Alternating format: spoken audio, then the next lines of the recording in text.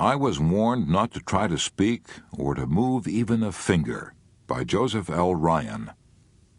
Several years ago, I was a witness in a lawsuit that caused me a great deal of mental strain and worry. After the case was over and I was returning home in the train, I had a sudden and violent physical collapse, heart trouble. I found it almost impossible to breathe.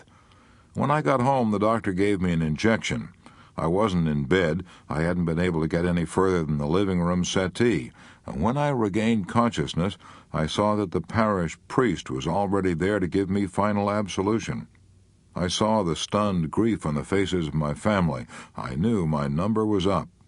Later, I found out that the doctor had prepared my wife for the fact that I would probably be dead in less than 30 minutes. My heart was so weak I was warned not to try to speak or to move even a finger. I'd never been a saint, but I had learned one thing, and not to argue with God.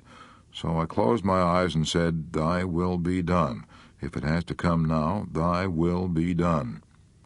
As soon as I gave in to that thought, I seemed to relax all over. My terror disappeared, and I asked myself quietly, what was the worst that could happen now? Well, the worst seemed to be a possible return of the spasms, with excruciating pains. Then all would be over. I would go to meet my Maker and soon be at peace.